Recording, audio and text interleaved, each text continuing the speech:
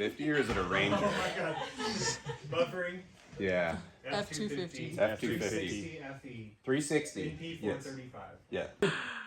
You know, this plastic we mined. Already filming? All right, I am ready. Yeah, we can Okay, go. ready. All It was right. just natural. My name is Ian from Wheel Every Weekend, And I'm Squints.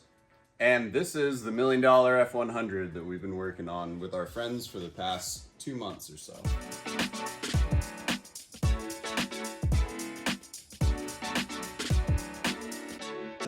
Let me start off with a thank you to you guys, because this is a great opportunity to show off some of our skills. We got to do basically what we want to do quality wise, and it was a great opportunity for that. Jenna and Alex have killed it with. They've been working the whole time on motor, on all of the drivetrain, all the interior panels, paint work, prep work, a lot of that stuff. They have helped a tremendous amount, and without them we wouldn't have been able to accomplish this build in the amount of time that we have accomplished it. So my goal with this truck was for people to see it and not see everything every time they look at it, and always being able to be like, wow, look at that one thing, and look at this and look at that. And I think we accomplished different styles and different stuff for you always to have something to appreciate and look at. It's very true. Started off with basically stock frame, everything, and then we just decided to get rid of everything. Ian, he had designed a beautiful design for all the frame. Ian has designed, what do you say, 95%, 90% of the entire truck in CAD. Mm-hmm. Yeah. Without it, we wouldn't have been able to build this truck that fast as we did. Along with that goes, a lot of prep work, cutting, bending, welding, fixturing. There's a lot that goes into besides the computer aspect of it. We were able to design everything in CAD and get it to look the way we wanted it to look and achieve what we wanted to achieve with the whole truck. Mm-hmm. I am I guess you would say, a veteran TIG welder. I've TIG welded 90% of it, 95% of it. There's probably an estimated maybe 300 feet-ish, 250 feet-ish of welding. I was going to call it a mile, but I think that's a little long shot. I was going to say, was that pretty accurate? Yeah. I really wanted to show off my skills with that, and I'm glad that we got to clear coat and show off, all of the beautiful welding and keep the rawness of this vehicle alive. It really, really turned out really well. Even like just this B-pillar section that's plate, that's probably 3 or 4 days alone. Yeah. Right there, just into this back wall with the winch tray. There's a lot of parts, individual parts that he designed, and then we had to cut and bend and weld and fixture. Each one of these parts that you see on the truck is all done in that manner. Each frame part is done in that manner on a fixture table, and that's to ensure that it's square, that it's done right. It just turns out way better when you do it that way. Yeah, the fixture table has really good tolerance. So right now, this frame, like X to X across this 15-foot span, like we're within like a 1/4 inch or something, which just isn't possible unless you have a known flat surface to base everything off of. And then another $1,000 worth of tools that like move stuff up or down or push it sideways or Square, keep it 90. Yeah, there's just so much stuff that goes into it. And all these panels are bent with like a $200 press brake that is gonna kill me.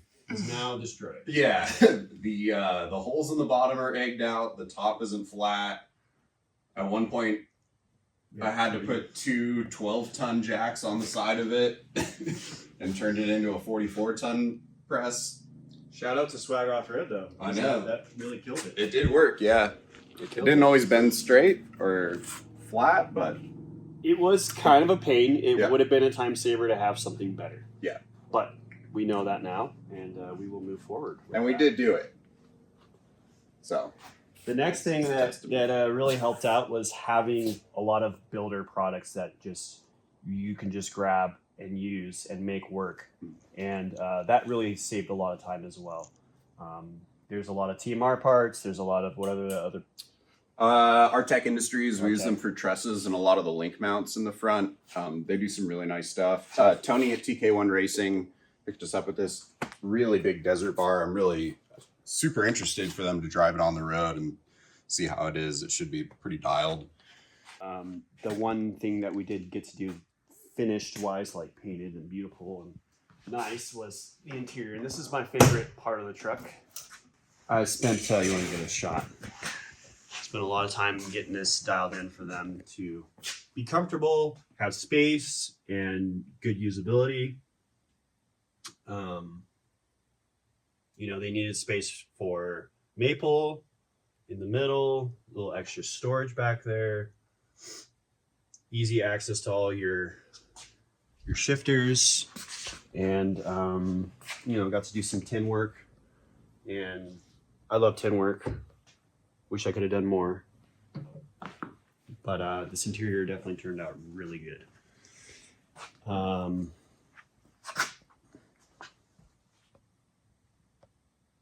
Nice details.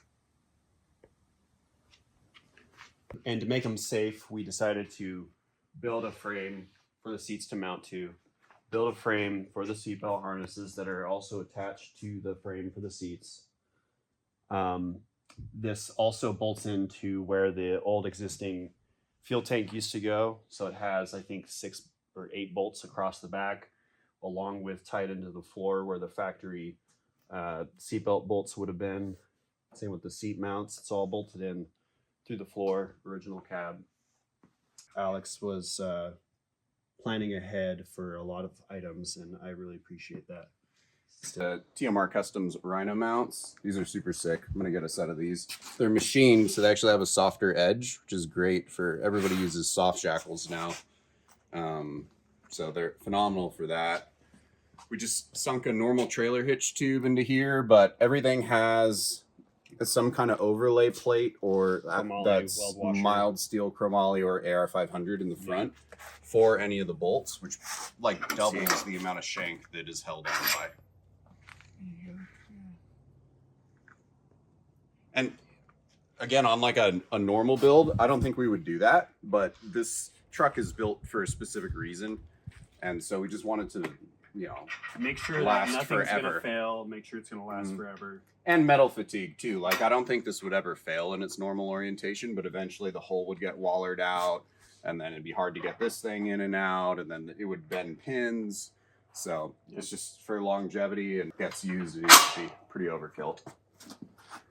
Tailgate was a mindful design to try to keep everything in the bed, along with a little extra storage, easeability to get in and out.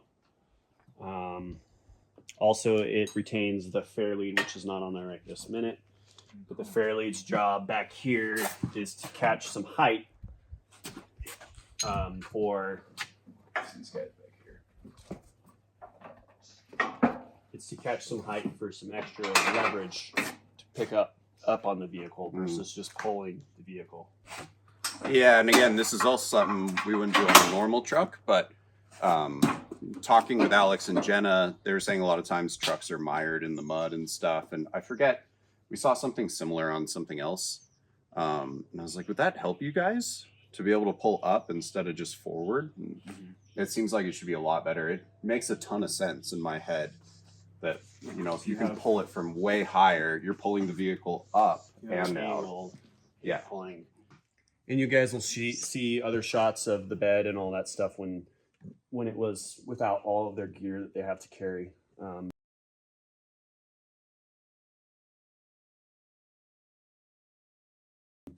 They have to carry a lot of stuff, which is all necessary. I also think loading the vehicle from the center, the winch is mounted like right below the cab, pretty much in this complete center of the truck, I think that loads the chassis in a better way too. Correct. Yeah. Where it shouldn't, like before, with the it's winch gonna- on that hitch extension, it was kind of sinking into the springs and stuff. I'm hoping that and doesn't now happen. when you're pulling on things, Mhm. you have the option to pivot off the back here, or you. Yeah. I mean, if you had to, they could pivot this at any direction Mhm. around the truck, Mhm. and it's on center of the truck. And it has a side winch. Which is a very cool. Yeah. This is one of my favorite parts of the truck. The 8274 in the side. They put a new motor on, all new rope. It's really sick. With the chainsaw mount, this is like my favorite corner. It's a very usable corner. It is, yeah. So I think this will be really useful this winter. I'm hoping. Yeah, we got 32-gallon fuel cell in the back, which should extend the range pretty good. 3.0 bypasses, big bumps. Yeah. Big internal bypass coilovers. Everything has a bass tune in it right now. To be retuned later. Can't talk about those taillights. Oh yeah. I like the corners too. Yeah, these corners all turn out pretty cool. So me and Ian were discussing, well, actually Alex brought it up to us that he wanted to save the original taillight style, original taillights. And so me and Ian came up with a plan of recessing these in. So Ian made a die, and these are actually two pieces. So this is a piece that is actually welded in. It's stamped first, and then finished off, welded in, finished off again, and that's how we got this to be a nice flush look. It's kind of like a bezel, yeah, like a flushed in bezel. Everything that we did on this truck, we had very methodical thoughts about how it's going to be used, what it's going to look like. Is it going to look like their goal of having like a kind of a rat rod style recovery truck that is very capable? And with that being said, I try to finish off a lot of stuff with just kind of a different look and boxy structure. And, we don't want any normal flat corners, and like the bumper, we cut up high for some clearance and finished it all off. One of the items that we decided to do, again, are just off-the-shelf items that you can buy and purchase and utilize and make look really well. Like just these leaf spring perches up here. Those are just some off-the-shelf perches you can purchase, but just the way that we execute putting them together turned out really well. One of my favorite seams on the whole truck too, with all these come together. And of course, Ian took lots of time to design and get all this stuff looking right in CAD first. But the next step after that is cutting, prepping, bending, shaping, and welding, and getting each individual part. Each of these parts were built off the truck on a table, on a fixture, and welded up and fit up. And that takes quite a bit of time as well. It's not just let's draw it, and it takes a lot of time to get it all together straight and square and right. We decided to go with a box structure under here to try and make the transition from tube to box look proper, and I think we executed that really well. And later on down the line, there will be a roll bar added to this for some more safety for the cab and for them while they're working. We just kind of ran out of time. They got to get back to work, so we'll get to that another time. Front winch tray. What a design. It looks very different, very cool, very thought out for strength with overlay plates, and the box has a lot of strength to it. The pull points have a lot of strength. It's just it's a very simple tied in part of this whole truck by request. Mm-hmm. And it's an excellent workstation too, honestly. You can actually stand in there, up on there. I think at one point all three of us were standing in there messing with the motor, so yeah. So this structure up front, it is multiple pieces that Ian's designed in CAD that we cut, shaped, bent, and welded. And that left us with, we wanted to have a lot of extra structure where all of our seams were. And so this is multiple pieces. This is first a 2x6 box tube inside that is miter cut and welded inside. And then there's an overlay plate here that has great design to it. And right here, this is a weave. And the reason for this is to fill and make sure that all three pieces are all attached properly. And there's plug welds on top. So we really wanted to make this thing stout and last for many, many, many years. This truck will probably outlast the original Ford design, which it has lasted for many years. There's just a lot of really cool details. Again, little TMR stuff. Shout out to them. They make great products. We decided to do a lot of little things again, like this little corner gusset, nice triangle. We did, these bolt protectors. There will be a fair lead here and another winch. Steering box mount is obviously also with overlays. There's a tube welded in between the bolts so that when you bolt this down and tighten it down, it doesn't just squish the frame. It gives a lot of strength to the box. And we decided to not use original body mounts up front for some more space. These are just some tube bungs with urethane inserts. They work great. They will keep the body nice and rigid and still has vibration canceling in it. So that worked out really well. So let's talk about this chromoly lower link or lower tie rod. Yeah. So this is 2-inch quarter wall 4130, which we've tried to bend in our bender before, which was hilarious because the bender just snapped into pieces and you can even tell the tube was bent at all. But the tie rod is 2-inch quarter wall because they have 47s. They do a lot of snow wheeling where there's stuff under the snow that you can't always see, and you smack into it. So this keeps the tires together. They're keyed in with 3/4-inch bolts, which are bolted in the stock location and to this upper arm, also from Artec.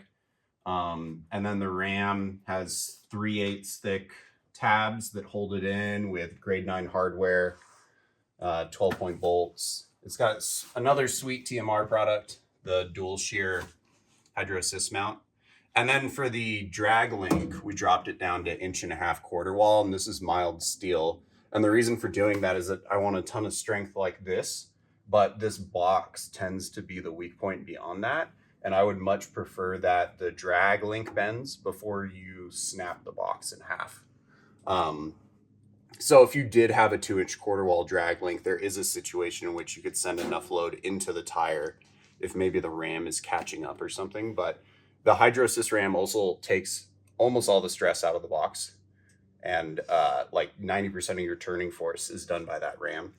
And that ram is securely attached with the quarter wall, the 3/4-inch bolts. Another TMR product. Yep. They make some sick stuff. And then we've got a normal 3-link setup with a panhard. I had to make kind of a weird upper link mount to clear the oil filter location on this truck. And then you can see up there our motor mounts. Overkill motor mounts. Yeah, so those are actually, they're 2 5/8 like polyurethane rod ends. So they're pretty much little links that keep everything tight in there.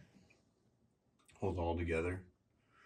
So, and you can see the beginning of Nick's exhaust, which he probably spent a week or two on at least. Mm-hmm. Came out awesome. The truck sounds amazing. It looks good too. Yeah. So I think overall we killed it. yeah. It's a lot of work for this amount of time. Yeah, that's for sure. Okay. should light that up. We should lift it up. We should put it on the lift.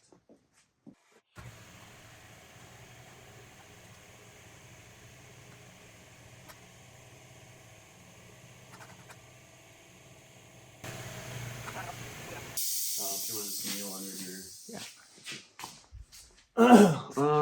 Let's start from the front.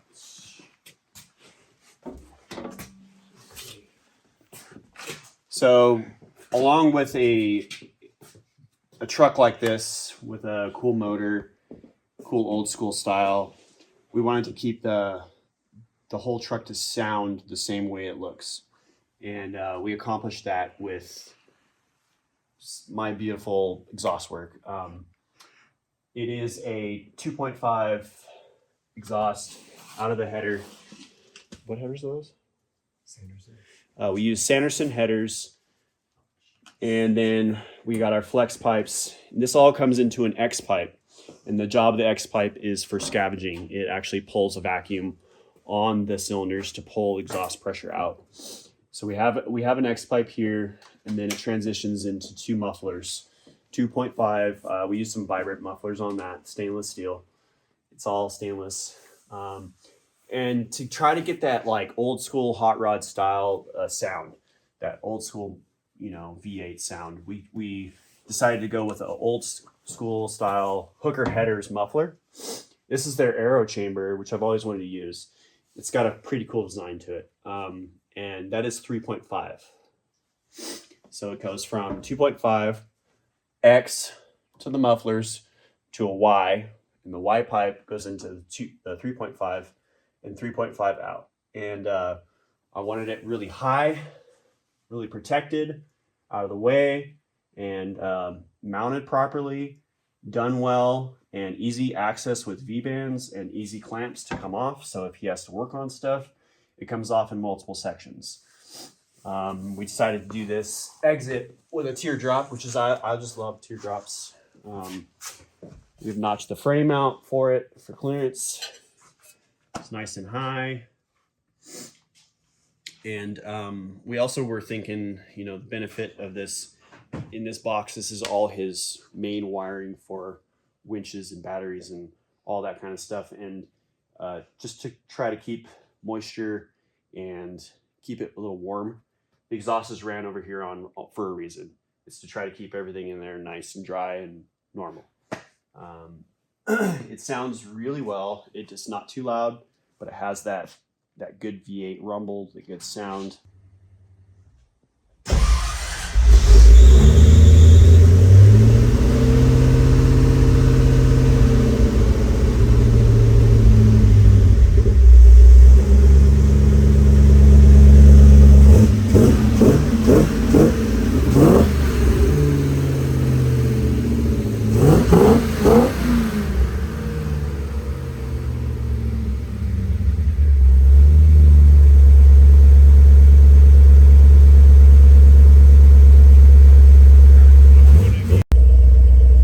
So here we are, we made it home. We're unloading the trailer now, and we have about 6 weeks of work ahead of us. Before we can go on our first job, we do need to get four-wheel drive in check, tune the shocks, fix the fuel cell, and a few other things. But just to share with you guys, the best part about this whole situation of getting home with the unfinished truck and some work to do is Alex was exhausted. I was exhausted. The truck, you can say, was exhausted. It's had a lot of work done to it already. And then to just keep going before we can get our first call and go on our first recovery was exhausting in itself. And so we, without putting out a cry for help or anything, 4 of Alex's best friends he's known through social media or other various relationships reached out and decided to come to Mammoth and finish this for us or with us. I did a thing. I made a seatbelt for Maple. Quality PRP limit strap. Clips right there.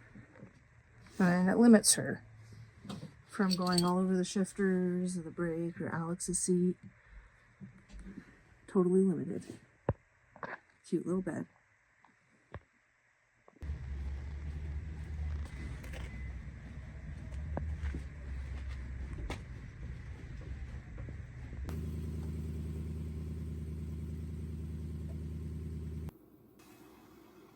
So you might recognize Squints.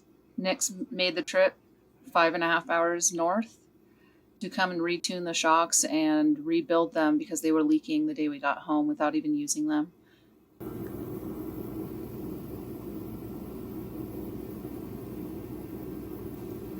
Without going into too much detail, there were several things wrong with these shocks, some from the manufacturer and some from being put together after the Cerakoting and taken apart for the Cerakoting. So it was really great of Nick, well, let's call him Squints, to come up to Mammoth and really put in the extra mile to get us going. Here you'll see Tom, Jason, and Derek came from 3 different parts of California and Nevada to visit Alex, and they don't know each other, or they may not have known each other before this visit, but they all had the common interest of the white whale and Alex in mind.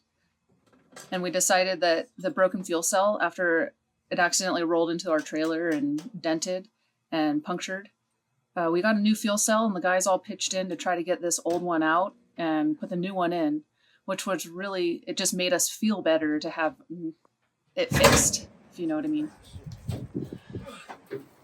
Fucking hell. Is there a way in the front to help push it up Yeah. from the bottom? Wait, hey, they're dragging it here. That's like This, or is the whole thing? That's an XL. Straight up. Do you need the toolbox out?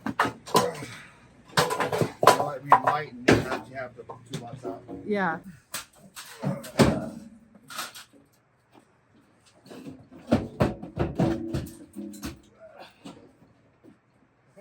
Wow, That was that was autistic.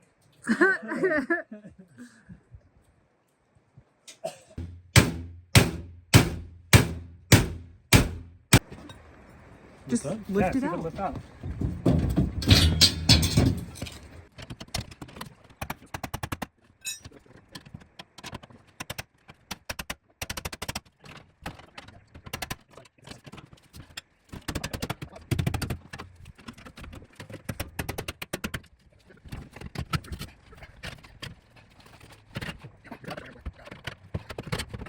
Yeah, good job. Whee! Very nice. Woo! Alright, Once again, that was autistic. next. There's a street back. I like how all the phalanges move.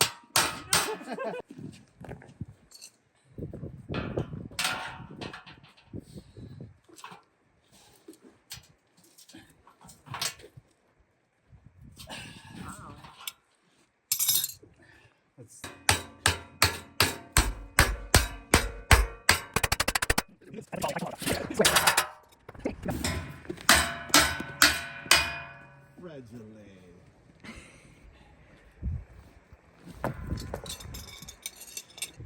See, I wish I was filming that.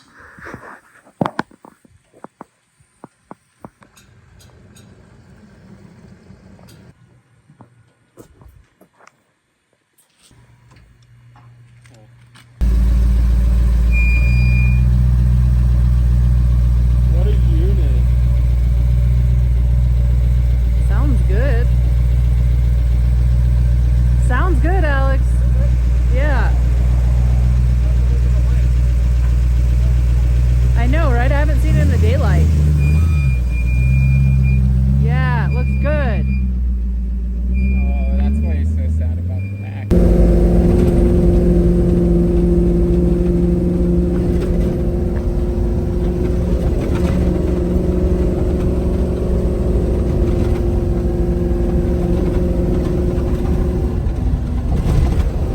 First time off road, you can hear me talking in the cab. That's cool.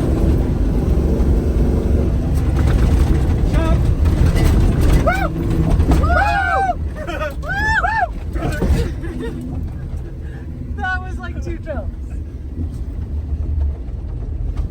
I didn't even feel it bottom out though. That was cool. I feel like I barely even tapped the tank. So it must just be the overflow, and we shook it up. Yeah, I see it coming up from the corner. Thank you for Okay, watching. good. I hope you all enjoyed this walk around video, and stay tuned for more videos of us going off-roading to cool places and making some cool recovery videos.